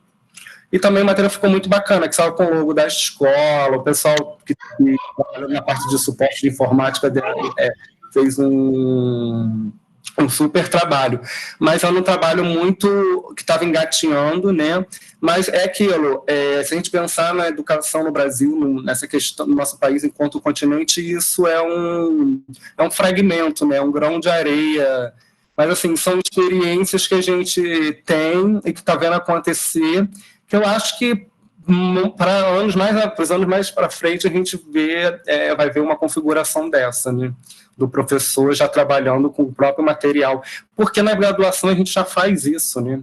A gente na graduação, trabalhando com a graduação, a gente faz muito isso. Na escola é que a gente ainda fica refém desses grupos de editoras que vão lá para a escola, dão livros para professores, então acaba que cativa a gente, né? Amolece o coração da gente, a gente gosta de aquele monte de livro novo, a gente fica um pouco apaixonado, mas, por outro lado, vocês já conseguiram localizar que aqueles conteúdos daqueles alunos não dão conta, né? E é interessante porque eu lembro que com essa turma, né, foi trabalhar a questão de moradia, aí aparecia no livro edifícios, umas casas grandes, né? E aí, como é que você vai mostrar essas imagens para as crianças se as crianças moram tudo na rocinha? E aí entrou uma outra discussão no outro dia, que foi a criança falou assim, mas o que é uma laje? Que a outra não sabia o que era uma laje, porque morava em apartamento. Aí a outra criança que veio falou, não, laje é onde que eu subo e solto pipa, porque eu não tenho telhado, então eu fico em cima da laje para soltar a pipa. Então, é interessante ver como esses conteúdos não vão ao encontro do aluno e não representam essa identidade que o aluno tem do cotidiano deles. E aí, essa situação aconteceu, foi preciso um aluno mostrar para o outro o que é, coisa que às vezes a gente, em sala de aula, a gente não tem essa dimensão desse miúdo, né? Desse coisa pequena. Então, eu acho que essa questão da autoria, ela nos ajuda a pensar muito essa forma da distribuição e da reconfiguração do conhecimento que a gente produz dentro da própria escola, né? Adriana, eu te escuto. Não, agora tá, né? O que eu tenho percebido, assim, vou falar agora de um outro lugar, né? Eu tenho duas crianças em casa, né? Uma não é muito criança mais, né? Porque se falar criança, eu apanho, que tem 13 anos, né? Então, assim, é pré-adolescente ou quase adolescente, mas, assim, e outro de 10, né? E aí, assim, o de 10 até que não, mas eu acho que já daria, né? Mas, assim, a de 13, o que ela faz de trabalho em grupo é muito. A escola tem assim, promovido muitas atividades em grupo, muito. Então, assim, o que ela faz de curta-metragem, vídeo, entrevista, enfim, milhões de atividades. E ninguém ensinou. É isso que é interessante, né? Assim, é meio que assim, o professor, ele propõe, e ele nem fala muito assim, vocês têm que fazer um vídeo, ou ele deixa um pouco aberto, e eles fazem, simplesmente. Legal. Né? E eu penso que talvez essas dificuldades que você narra e que a gente sente no ensino superior talvez essa geração da minha filha, até por estarem vivendo essa experiência de pandemia, talvez não tenham tantas dificuldades quando chegarem ao ensino superior, porque já fizeram muito isso, né? Já partilharam saberes, já integraram, já aprenderam a fazer coisas mais colaborativamente, né? Sim, verdade. Então, acho que, no final, a pandemia ela está oferecendo esse tipo de coisa, que talvez o presencial não ainda ficasse restrito, né? Porque você tem aquela coisa, né, de só fazer trabalho em grupo, vai um na casa do outro, que é bacana, é muito legal, né? Fica na escola, que a gente adora, é bem legal. Mas a partir dessa colaboração mediada pelas tecnologias, né, digitais que a gente está falando, ela está sendo mais possível por conta dessa experiência com a pandemia. Né? Então... É verdade. Adriana, essa questão da colaboração, né, com as crianças, eu acho que, assim, né, eu fiquei 10 anos lá na educação infantil, da creche até o 5º ano. A gente vê muitos colegas, tem professores que trabalham, cada professor trabalha num ritmo, né? Então a gente vê professores que trabalham muito mais em rodas, em grupos, e tem outros professores que trabalham mais, né, um sentado atrás do outro, precisa do silêncio, da concentração para poder dar sua aula. Por outro lado, quando eu fiquei trabalhando com as crianças, eu trabalhei muito essa questão da colaboração, estou falando isso com turmas do 4º, 5º ano, e tensionando muito, né? A questão de trabalhar junto, dessa questão do conviver, porque quando vão para a sala de informática é um inferno, eles brigam, cada um quer ficar com o mouse, um quer ficar com o mouse, outro quer ficar com o teclado, aí é uma tela única, e quando você vai ver só está o mouse, porque a briga foi tanta que arrebentou. Então, trabalhar em laboratório de informática é um pouco isso, porque... E se vê, então, depois da aula de educação física, aí ferra tudo, mas ainda que tu não consegue fazer nada, que é briga atrás de briga. Primeiro, o hormônio à flor da pele, todo mundo suado e agitado, então acontece um pouco disso. Por outro lado, como eu estou sempre, desde novo vim acompanhando eles, né, teve aluno que estudou comigo 10 anos, eles sempre souberam que eu trabalhei em grupos. E eu vou compartilhar com vocês aqui um trabalho que eu fiz com um grupo com eles, com mapas, que é do turma do 5º ano. Deixa eu mudar aqui a tela e compartilhar. Foi muito legal, porque foi uma das experiências, assim, de todo mundo junto. Isso foi antes da pandemia, né? De todo mundo junto, fazendo junto, e aconteceram inúmeras coisas, assim, bem interessantes, né? Deixa eu aqui compartilhar. Vocês estão vendo a minha tela? Aqui que eu estou compartilhando? Conseguem visualizar? Não estou tendo feedback de vocês. Estamos vendo. É que a gente está tudo balançando a...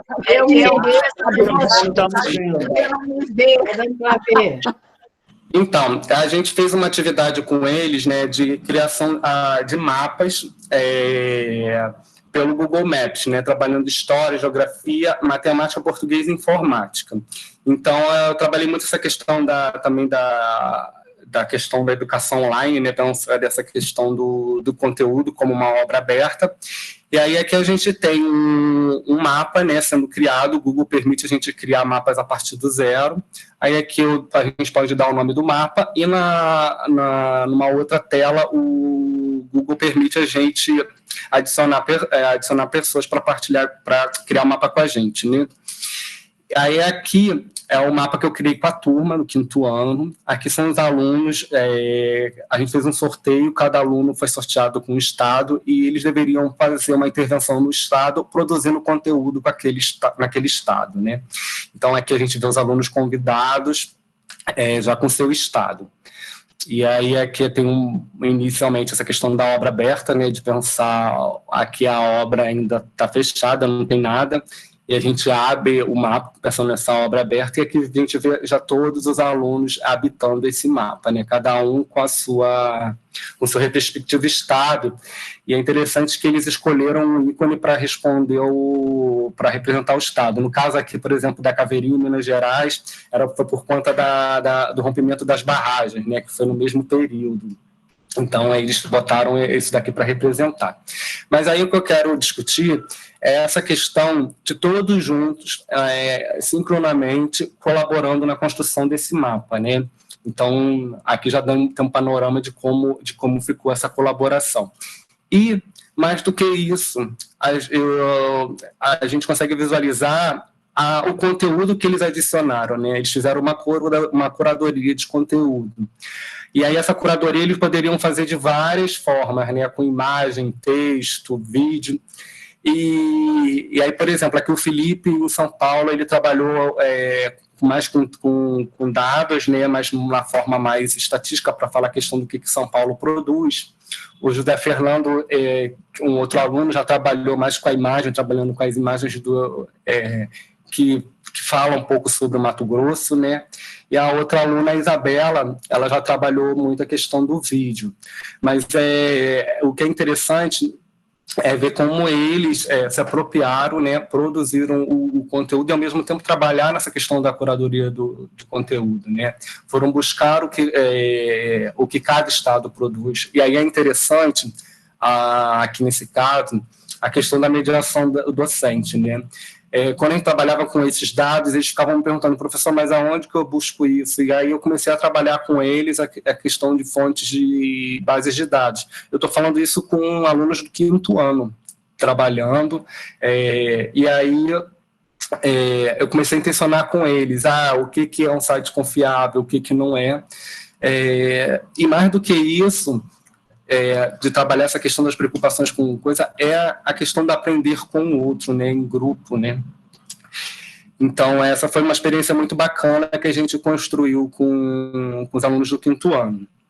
Só para finalizar, só para trazer um pouquinho aqui de como...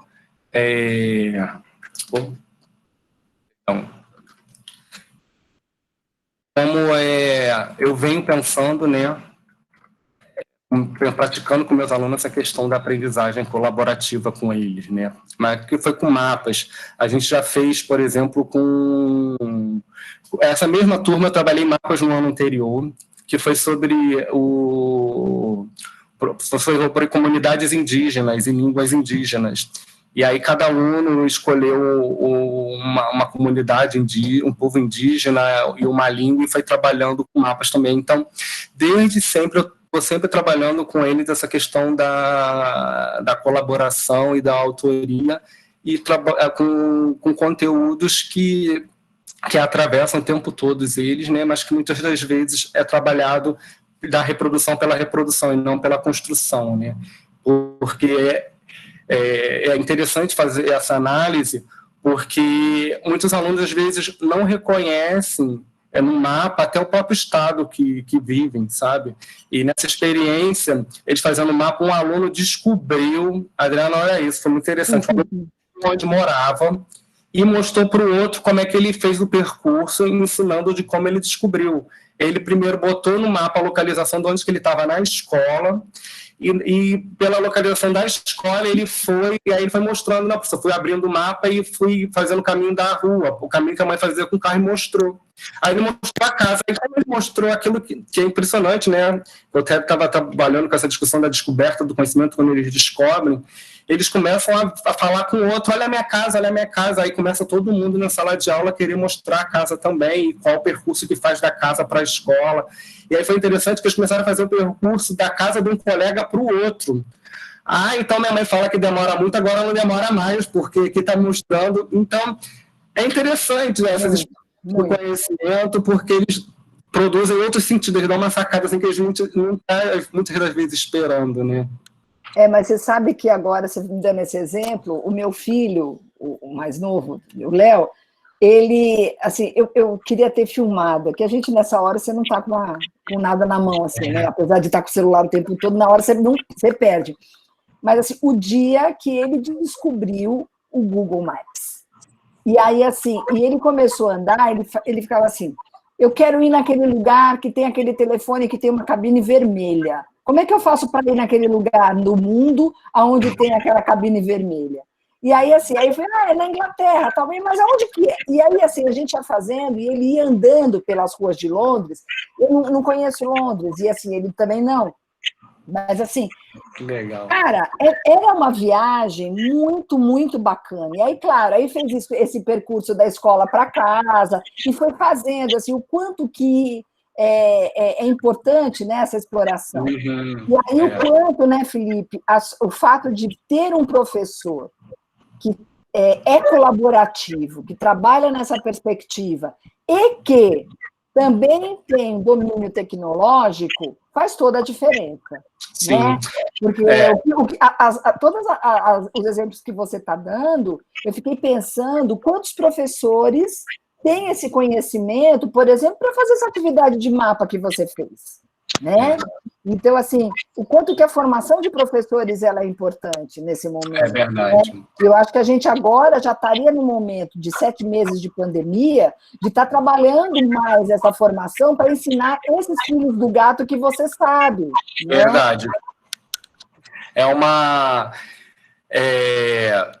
Isso é muito interessante, Adriana, porque nessa escola mesmo que eu trabalhei, né, eu fiz, como a gente trabalhava muito com outras disciplinas, eu propus várias vezes cursos de formação com professores, eu fazia cursos com os professores, e era interessante porque era um curso aberto à escola, e da primeira vez que eu ofertei o curso, tive 20 professores, e foi muito legal, porque a gente conseguiu depois, no final, o professor de história trabalhar com o professor de português, história em quadrinhos.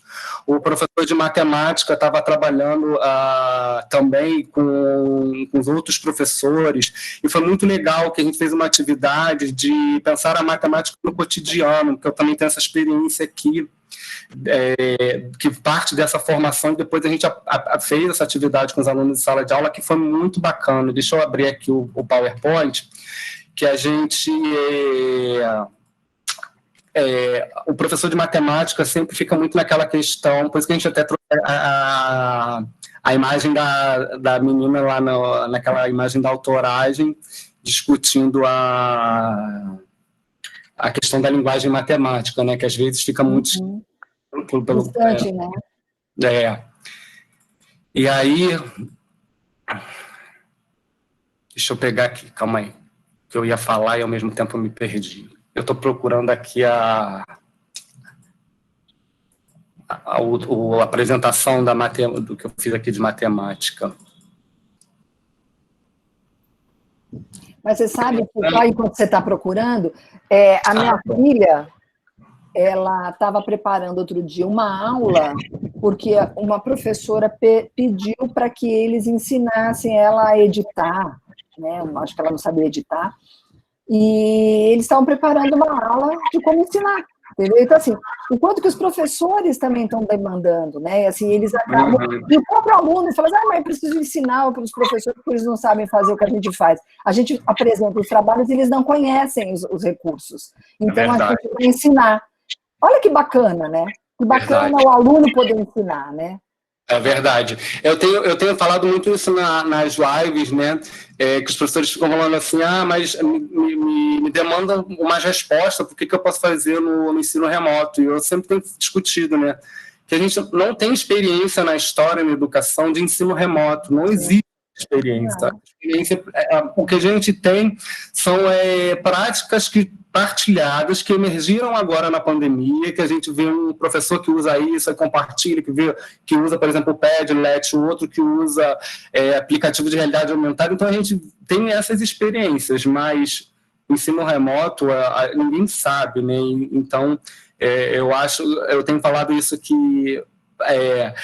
trabalhar com uma docência e com uma prática para o ensino remoto, ninguém tem, não existe essa fórmula, porque não existia, né? O que a gente tem é essas partilhas. Deixa eu compartilhar aqui a tela dessa experiência de matemática. Vocês ainda continuam visualizando a tela quando eu compartilho? Sim. Sim.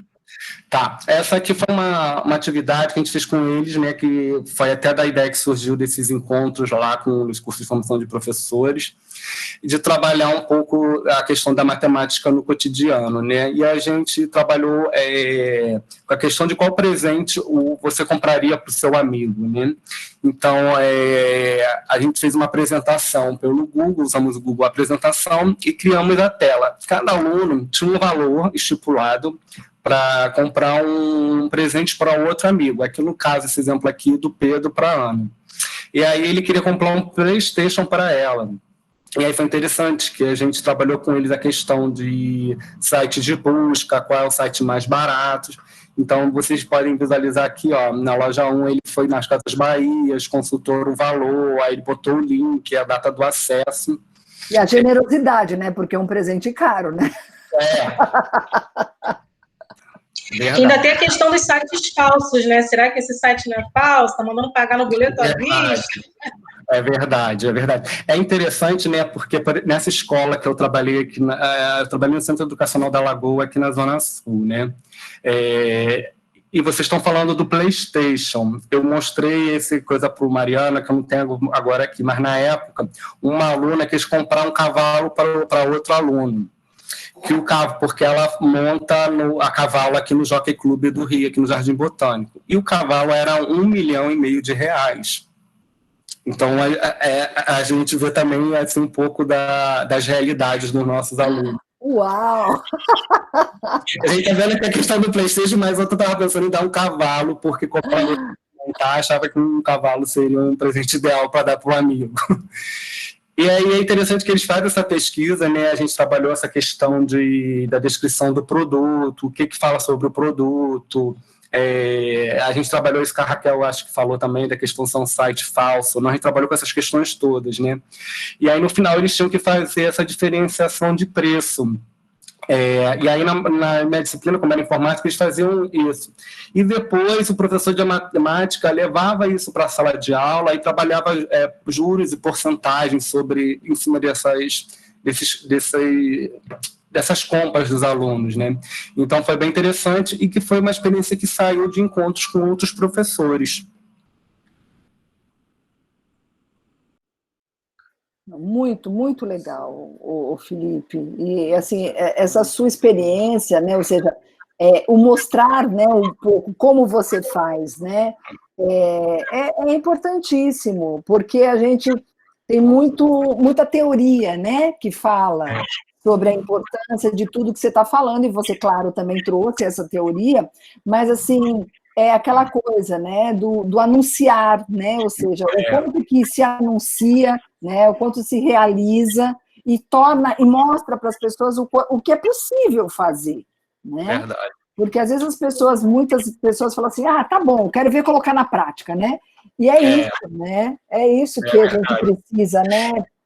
Verdade. E essa questão, por exemplo, da matemática é muito difícil e eu acho que é um problema de muitos alunos, que muitos alunos não conseguem pensar matemática no dia a dia, não conseguem pensar essa linguagem matemática. E aí, quando a gente traz que a gente faz mostra para eles que a gente está fazendo essas operações o dia inteiro, né? Quando a gente está comprando online e a gente vai fazer comparação de produto, os alunos têm um outro estalo dessa questão da linguagem matemática, sabe? Starta alguma coisa que eles falam, tá, porque fica muito naquela questão da abstração, né? 1 mais 1, 2, os alunos às vezes ficam muito falando assim, para que eu faço tanto cálculo? Às vezes a gente vê muitas questões, por que eu aprendi a fórmula de Bhaskara, mas até hoje eu não usei? Né? Então, fica muito nessa dimensão. E aí, quando você vê essa dimensão da matemática na vida cotidiana, sendo praticada, os alunos tomam dão uma outra significação, né? Como mostrei essa questão do mapas, né, deles estarem se localizando, mostrando um para o outro, é bem interessante. E é legal, depois dessa atividade, que os alunos ficaram chateados, porque falou assim, pô, eu te dei um presente bom, tu comprou um presente ruim para mim. E como o valor, podia ser qualquer valor, assim, porque eles conseguiam fazer o cálculo, né? E aí os alunos ficaram chateados, os colegas, porque me deu um PlayStation, aí recebe do outro uma caixa de bombom, falou, pô, estou te dando um PlayStation, tu vai me dar uma caixa de bombom. Então foi muito engraçado, porque teve essas situações em sala de aula, sabe, dos alunos se estranharem um pouco, porque também está muito nessa lógica do afeto enquanto uma mercadoria, né, de quanto uma coisa quantificada. Se eu te dou uma coisa muito do valor, você tem que me dar uma coisa que para esse valor para também se sentir contemplada, né? Pode ser um pouco, a gente vai entender a cabeça das crianças, mas foi muito engraçado. Porque dessas situações de aprendizagem a gente consegue pincelar coisas que não passam. Trabalho com consumo, né, com a ética, né, com valores muito caros, né? Não só o presente é caro, os valores, né, também. Então, né? Muito bacana, muito bacana. Olha, Felipe, eu queria saber, alguém quer mais falar alguma coisa, perguntar mais alguma coisa, porque a gente já está chegando, né, no nosso tempo. Mas é bom usar e abusar, né? Quando a gente tem aí um convidado, né? Principalmente... Pode perguntar, fica à vontade. Deixa eu só falar mais uma coisinha, a última, prometo. Eu fiquei rindo de você, Felipe, porque eu passei por algumas coisas parecidas no laboratório. Eu sempre fui essas professoras, né, enquanto professora ainda, que inventava moda, né? Minecraft, GeoGebra, essas coisas. E escola pública, né? Que é um grande desafio, é um mega desafio, né? Hoje estou numa escola privada, mas já atuei no público durante um tempo. E eu, ouvindo a Adriana e te ouvindo, eu fico pensando assim, a gente tem muitos desafios de formação, de fato, dos professores no nosso país, né? Eu tenho feito alguns atendimentos a professores amigos da rede pública e privada da cidade, e eu percebo, assim, eu não sei se é a sua realidade também, as pessoas têm dificuldades básicas de fazer um print screen e de cortar a imagem, assim, exemplificando algo real, que eu respondi semana retrasada. E as pessoas não falam por mal, elas realmente não sabem. Então, eu fico pensando aqui, assim, em que medida nós, enquanto estudiosos da área também, estamos auxiliando esses professores, sabe? Então, eu acho que os textos que você tem feito, as ações que o Grupar faz, são ações importantes para a gente não deixar essa temática morrer, porque fica parecendo que todo mundo é meio intuitivo o uso da tecnologia, mas não é assim. Nós temos professores com muita dificuldade para o uso, mas é muita. E essa ação da generosidade do professor ser ensinado pelo aluno é uma grande sacada. O professor que faz isso, ele é muito generoso com ele e com o seu estudante, porque aí a gente está potencializando a aprendizagem de fato. Para vocês terem uma ideia, a minha irmã é adulta, já está no ensino superior, isso aconteceu com o professor dela. Ela fez uma aula para ensinar o professor a usar o Google Forms, porque ele fez uma ação no Google Forms e a turma toda falou que não era desse jeito e tal, e aí ele automaticamente falou assim, vocês podem me ensinar? Então, quer dizer, olha que coisa bacana, né? Então, era isso, assim, mais uma vez, obrigada pela sua fala, pelo carinho aí e atenção. Obrigado. Essa questão que tu está trazendo, eu vejo ela em diversos níveis, né? Tanto na escola básica quanto na graduação. Agora, em abril, nós fizemos um curso de formação para professores daqui da PUC do Rio. Na verdade, eram muitos coordenadores de curso, decanias, né? E, assim, foi um trem fantasma, porque tinha gente que formou o William Bonner com a gente, que comanda o coisa do Jornal Nacional, da galera do jornalismo ali da PUC, Rio, ao lado da Globo ali, e as pessoas não sabiam botar uma foto na plataforma, não sabiam como logar no Moodle da instituição. Tinha professores que ficavam desesperados porque não conseguiam como conseguir a senha para acessar. Então, isso me deixou assim, muito assim, de cabelo em pé, porque eu estou falando assim, de uma instituição que, por exemplo, comunicação e jornalismo na PUC aqui no Rio, que é um dos cursos mais conceituados, né, é uma fortuna. E aí você manter o padrão de qualidade, né, a distância, mas como esse aluno vai ver esse professor com todas essas dificuldades? E, ao mesmo tempo, a gente tem, por outro lado, que esse profissional tem um saber enorme, mas não tem um saber técnico, né? E como a gente julga isso e ao mesmo tempo, como a gente faz para não desvalorizar esse outro profissional, né? Então, nesse curso, a gente viu muitos problemas desse nível, né?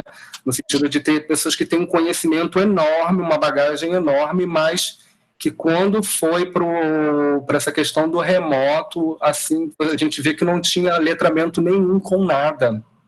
Eram pessoas que não estão acostumadas, né? Eu lembro que, né, nessa aula a gente fez uma atividade de realidade aumentada, falando com eles, né? E aí tinha um rapaz que até falou assim, nossa, eu faço isso direto na Fox News, que era um professor, o cara tá jogando lá no gol, quando a bola vai bater o gol, a gente faz essa animação de realidade aumentada. Ele falou, eu nunca tinha pensado isso na minha prática, mas eu estava falando essa questão da realidade aumentada nos programas esportivos. Então, assim, essa experiência me mostrou que a gente, às vezes, tem um conhecimento, aquilo, né? A gente sabe o aprender a conhecer, a gente tem esse domínio desses saberes, da técnica do conhecimento, mas os outros saberes, os outros aprenderes, muitos colegas ainda não têm, né? Ainda não mobilizaram esse saber. Então, eu acho que essa pandemia veio um pouco também para dar um estalo, né? E para mostrar nos colegas, para mostrar que, olha, temos que criar alternativas, né? E aí eu também estou falando até nesse sentido de uma instituição privada que tem um nome a zelar, que preza por uma qualidade no ensino, mas ao mesmo tempo você se deparar com essas questões do professor fazer. A gente falava assim, por exemplo, numa aula de desenho didático, qual imagem ou qual vídeo você vai escolher para botar no seu desenho didático? Muitos professores não sabiam por onde começar e nem o que colocar. E aí isso é muito interessante para a gente pensar, porque revela não só como os professores não estão preparados para a utilização das tecnologias digitais, como também ninguém está preparado para o ensino remoto. Sim. E aí a gente assume esse papel de ignorantes, de falar que não sabe, de falar para o aluno o que você sabe, o que vocês estão usando, que eu posso usar e pode me ajudar e ajudar o coletivo. Eu acho que é um movimento incrível, porque é a gente mostrar a nossa fraqueza, a nossa ignorância, naquilo que o Paulo Freire fala de ignorar, do não saber, né? Para poder a gente se posicionar mesmo, de mostrar que temos os limites. Eu acho que o Gilson queria falar alguma coisa, eu vi ele aparecendo, não sei se você quer falar, Gilson. Isso, eu queria apenas fazer uma indicação. O Felipe falou aí de trabalhar com mapas, com crianças. No ano passado, eu faço parte do programa de pós-graduação em educação aqui na UF, orientando a professora Simone, e no ano passado, na disciplina de imagem, cinema e comunicação, a gente fez uma amostra para os alunos do SESC, no SESC, né, com alunos do ensino médio de Nossa Senhora do Socorro, e um dos filmes que a gente usou como disparador para discutir a questão de violência, território, tempo, foi justamente um documentário chamado Nunca é Noite no Mapa. Posso passar aqui o link para vocês. É um documentário aberto, está no Vimeo, e ele foi todo construído usando uma narrativa a partir de capturas de telas no Google Maps, em Recife. Então, ele vai mostrando como o território foi se desenvolvendo, como a violência estava presente no território, e a narrativa faz toda essa discussão. E aí a gente trouxe esse filme como um dos disparadores para discutir a questão do real, do virtual e essas outras temáticas com esse grupo de alunos na mostra. Que bacana. Que legal. Nossa, partilha com a gente, por favor, Juca. É legal isso, que serve para a gente também usar nas nossas práticas para disparar outras coisas, né? Sim. Foi uma experiência agora que a Tânia, a Adriana conhece, não sei se vocês conhecem, a Tânia Lúcia Madalena, foi lá do GPDoc, agora ela é professora na Espanha. Ela compartilhou com a gente o livro Vivo, não sei se vocês já ouviram falar.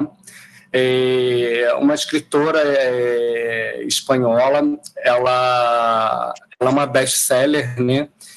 E no livro que ela estava produzindo, ela convidou os leitores, a editora abriu um Google Docs, e aí ela ia escrevendo, e os leitores intervinham e falavam, não, isso não está bom, poderia ser assim, assim. E aí foi muito interessante, porque a escritora fez todo o livro a partir das intervenções dos leitores dela. É muito interessante isso, a produção do livro, né? Eles chamam do livro Vivo, que também está nessa dinâmica, né? Da questão, igual dos mapas, de trabalhar a questão da colaboração, de trazer, né, diferentes perspectivas para darem uma unidade a uma autoria. É bem interessante também. É muito legal. Agora, isso que você está falando foi feito por um escritor chamado Mário Prata, que, aliás, todo mundo hoje conhece o Antônio Prata, que ele tem coluna, ele é extremamente crítico e tal. O pai dele, ele criou uma dinâmica no começo da internet, quando, assim, não tínhamos nenhum desses aplicativos, e o público também fazia essas intervenções. Ele também escreveu um livro com a colaboração. E aí, os colaboradores foram chamados de Anjos de Prata, porque ele é Mário Prata, né? Então, Anjos de Prata. E foi muito legal. Tem na internet isso, né? Porque foi publicado e tal. E aí é interessante, assim, você pensar o quanto que é potente, né? Quanto mais tecnologia você tem, mais você pode fazer coisas. Mas mesmo que tem pouca tecnologia, as pessoas já faziam coisas bacanas, né? Muito legal isso. Lili, quer falar? Deixa eu enviar aqui para você. Boa tarde. Eu peço desculpas, gente, é porque eu não consigo abrir a câmera, porque eu estou na zona rural, a conexão está horrível. A Adri sabe, os colegas do grupo Arte, de vez em quando eu corro aqui para casa da minha mãe, e a conexão, eu tenho que ficar procurando um espaço, um lugar, para conseguir participar. Mas aí, se eu ligo a câmera, cai. Desculpa por isso. Mas, Felipe, eu queria agradecer muito pelo seu tempo, a sua apresentação, muito contribui para nós, e nos traz reflexões, sua fala é muito potente, nos faz refletir. E eu queria destacar a ilustração, como a Adri falou, eu sou muito visual, e as ilustrações, parabenizar também pelas ilustrações, e me fez até repensar mesmo até a minha própria prática como docente, como estudante, de quando for ilustrar algum trabalho, um texto, uma apresentação, a forma que vocês fizeram, me fez refletir. Porque, às vezes, também, até por a meia-culpa do tempo, questões são... A gente pega uma imagem, coloca... É claro que a imagem tem a ver, mas do jeito que vocês param para pensar a importância dessa imagem, eu nunca pensei. E como essa imagem nos passa o sentimento, mesmo sem o texto. Parabéns. E foi muito importante para mim, contribuiu muito. Muito obrigada. Em nome do Grupo A, de todos aqui presentes, eu agradeço pelo seu tempo. Muito obrigado. Olha, vou ser sincero, vocês dá um trabalho, trabalho de fazer essa imagem, porque é muito interessante. O Mariano, às vezes, eu tenho as ideias, aí eu passo para ele, né? Aí ele faz, aí eu falo assim, não é isso, vamos fazer outra coisa. E aí faz no papel, refaz. E aí a gente fica muito nessa ideia, né, de tentar comunicar mesmo pela imagem, e não e mais do que isso, não depois a gente ficar fazendo lá no texto, que às vezes a gente vê, que é uma coisa que eu não gosto, das pessoas às vezes fazem a transcrição, tipo, para transcrever o que se passa na imagem, como se a gente não fosse capaz de olhar para uma imagem e ler. Não, é porque essa imagem significa isso, e começa a dar um monte de sentidos quando a gente está vendo ali, né? E a ideia da gente é justamente essa, de não, da imagem já ser o próprio conceito, a gente não tem que precisar explicar ela, porque eu acho que quando a gente olha uma imagem, a explicação dela está ali, né? O sentido que ela produz na gente. E assim, é um trabalho, eu acho que é um trabalho muito difícil se comunicar pela imagem, né? Uma coisa que às vezes eu faço muito às vezes, trabalhar com fluxograma, mapas mentais, para chegar aonde que eu estou pensando, mas após isso é sempre, às vezes, o caminho para a gente pensar a imagem, né? Trabalhar nessa questão dos conceitos que quer passar dentro dessa imagem, para depois construir ela, né, e tentar diluir o conceito, né, esse conceito escrito na imagem, reconfigurar, né, diluir não, reconfigurar é a melhor palavra. Eu acho que essa ideia de artigos ilustrados, vamos pensar assim, né, que é o que vocês estão fazendo, e ainda fazer mais um adendo, né, porque eu acho que não é só a imagem que vocês estão trabalhando muito bem o texto, numa linguagem acessível, né? Que eu acho que é uma coisa que não é um texto voltado para acadêmicos única e exclusivamente, mas para professores de qualquer área e de qualquer, né, assim, não só acadêmicos, isso que eu quis dizer, né, de qualquer... de qualquer área, de qualquer segmento. Isso, qualquer segmento, né? Fugiu a palavra segmento. Então, assim, é importante isso, porque a gente escreve muito para nós mesmos, né, Felipe? Nós que estamos na academia. E essa sempre foi uma reclamação dos nossos professores da educação básica, e com razão, né? Enquanto que os artigos que a gente escreve não chegam até eles, né? E são chatos, são difíceis de serem entendidos, porque realmente a gente não escreve para eles, né? Eu acho que vocês estão tendo esse cuidado, e eu acho que isso tem que ser muito valorizado, né? Agora, as imagens que vocês estão produzindo são imagens animadas, vamos dizer assim, né? São praticamente dentro de uma linha de desenho animado, né? Vamos pensar assim, né?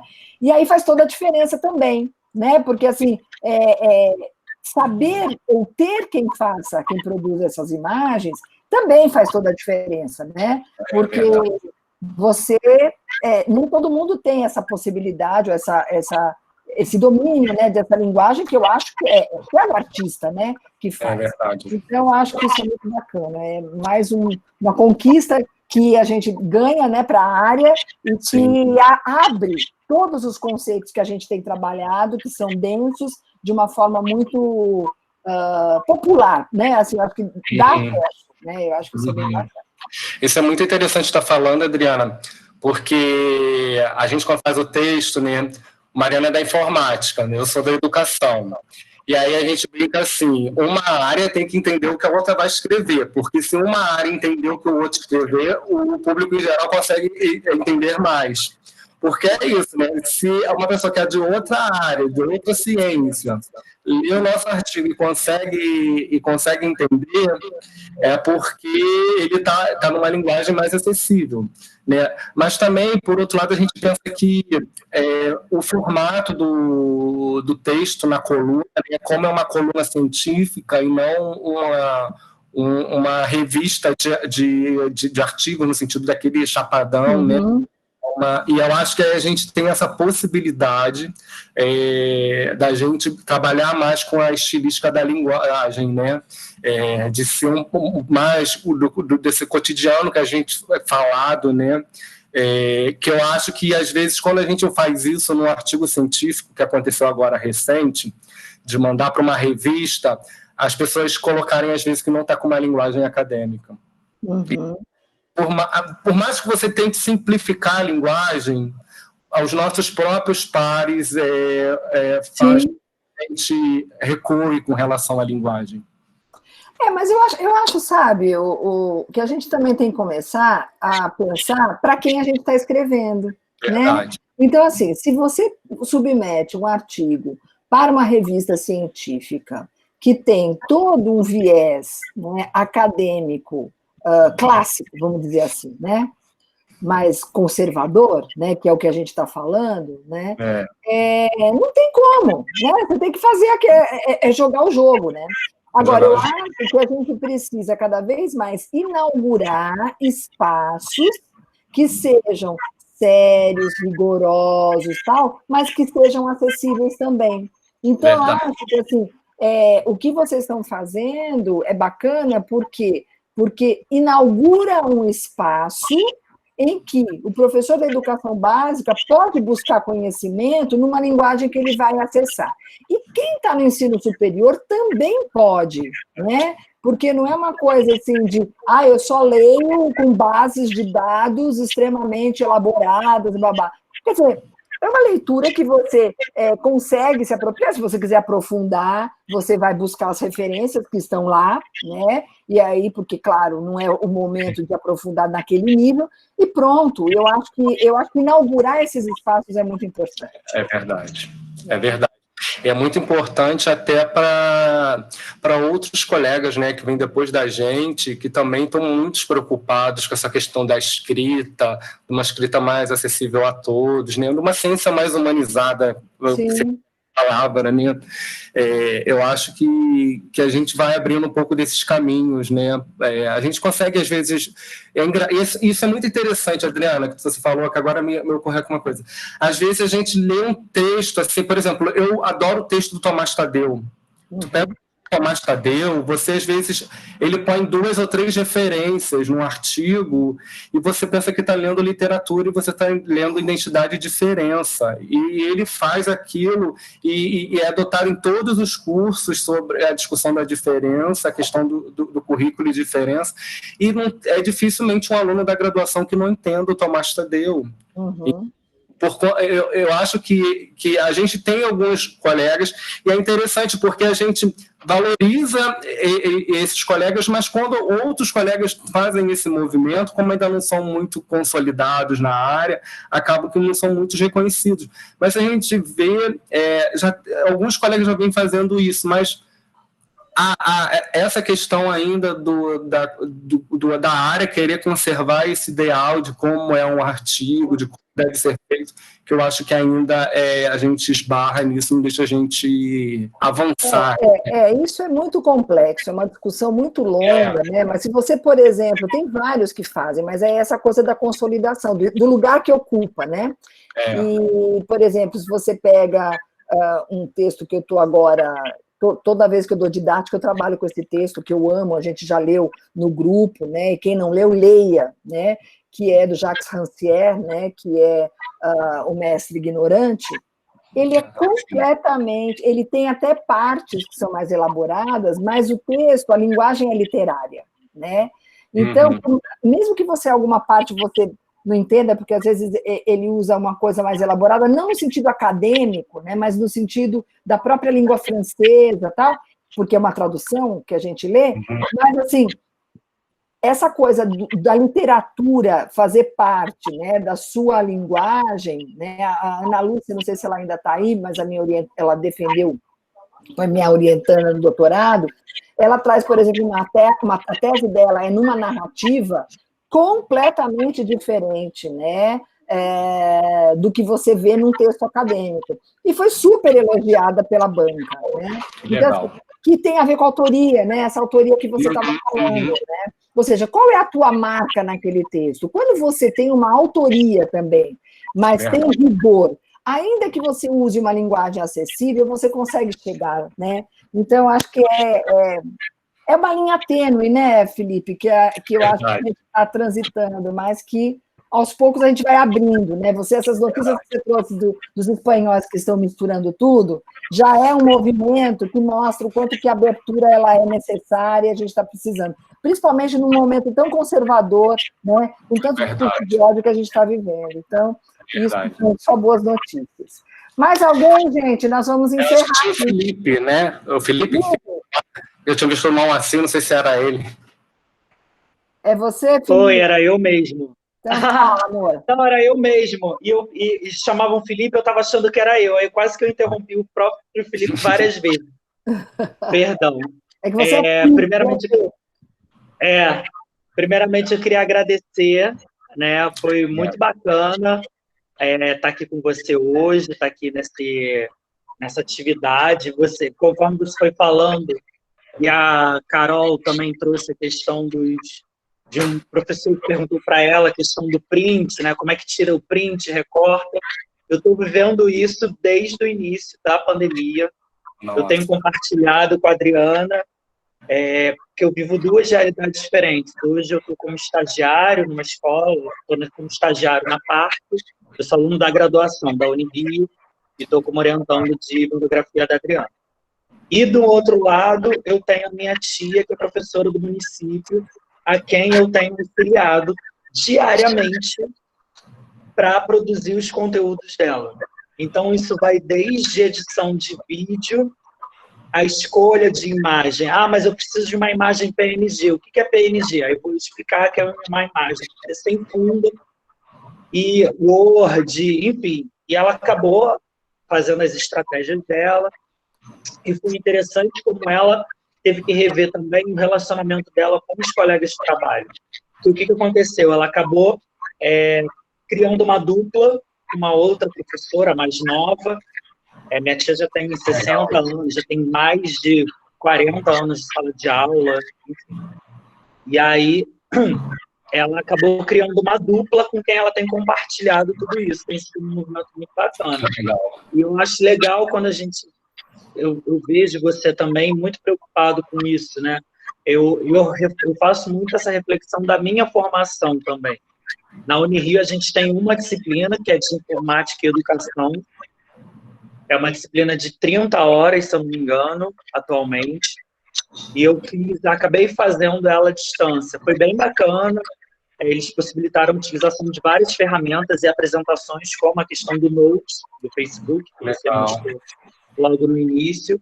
Mas eu ainda vejo uma distância muito grande entre o que existe já de material e de possibilidades e o que é ofertado não só pelo professor, mas às vezes pelos cursos. E aí a gente acaba esbarrando em várias limitações. Mas acho que quando você fala da autoragem, a questão do compartilhamento é o que a gente tem vivido atualmente. Então, parabéns, e para mim foi de grande valia. Obrigado, Felipe, obrigado. Gente, olha, nós estamos encerrando. Felipe, foi uma tarde deliciosa, que a gente nem viu passar. Aprendemos um monte, não é? Aprendemos um monte e com certeza vamos te acionar muito mais. Sim. Obrigada mesmo, porque assim, foi muito interessante, e essa coisa, né, da gente poder dialogar o tempo todo. Claro. Isso é muito, muito bacana. Claro. Tá? Pode então, contar comigo. Saindo aí do próximo texto, a gente eu volto aí, a gente pode conversar e debater mais um pouco, trazer mais situações de aprendizagem aí, pensar muitas coisas. Eu já comecei a viajar em um monte. Eu vou te indicar, tomara que aceitem, mas eu vou te indicar para dar um curso lá na escola dos meus filhos. Quem sabe eu te arrumo ainda trabalho. Rodrigo, deixa eu dar um tchau aqui para o Felipe. Pedir também aí só partilhar rapidinho, a gente criou um grupo de partilha de saberes, e a professora Beth, que está aqui com a gente hoje, é minha colega aqui da instituição que a gente trabalha juntas, agradecer demais também, espero que ela tenha gostado, as alunas também, Stephanie, que estiveram aqui presentes, né? Obrigadão mesmo. Felipe, olha, muitas trocas interessantes. Com certeza aí você já virou ícone no nosso meio, tá bom? Você e o Mariano também têm utilizado demais na disciplina aqui que eu tenho trabalhado de didática. Muito bom. Né, Beth? O nosso grupo de partilha, só pipocando saberes diversos. Foi muito bom mesmo, sempre válido. Obrigada, gente. Fico muito emocionado com esse feedback, né? Eu acho que também essa questão da pandemia, de todo mundo conectado, né? Eu nunca recebi tanto feedback assim de texto, né? Dessa coisa, desse movimento. Aí, Mariana, a gente não sabe explicar.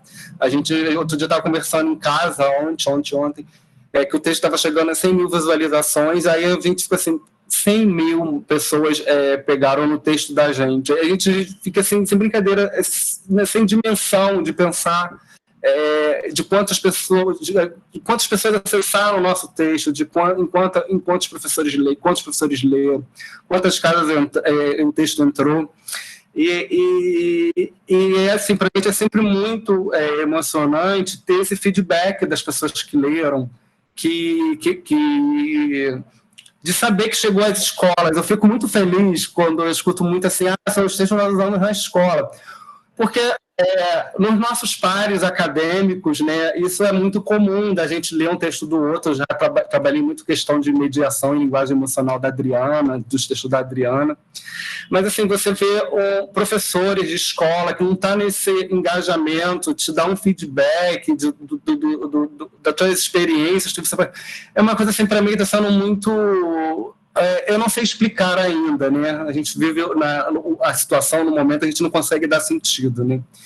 Mas está sendo, assim, muito, muito emocionante e, ao mesmo tempo, eu acredito muito na fala do Nova, que a gente só é professor porque a gente partilha o que a gente sabe, né?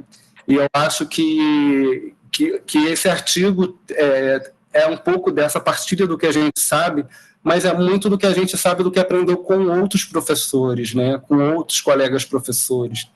Então, eu acho que esse artigo ele exprime um pouco isso, né? Dessa questão de trabalhar com a linguagem, mas de pensar que é um pouco dessas experiências que são atravessadas por práticas de outros professores, né? Enfim, é mais para finalizar aqui, agradecer muito, muito. Pode contar comigo aí para uma próxima conversa. Nós que agradecemos demais, Felipe, sabe, Obrigado. A sua parceria, a sua generosidade, né, estar aqui conosco. A gente sabe que vocês estão aí produzindo muito, então, assim, muito, muito obrigada mesmo, tá? Obrigada a cada um que esteve aqui, a cada uma, né, e vamos para o próximo Grupar Convida. Beijo, gente, até mais. Beijo, tchau, tchau. tchau. Obrigado. Tchau, gente, até a próxima. Tchau, tchau. Até a próxima. Tchau, tchau.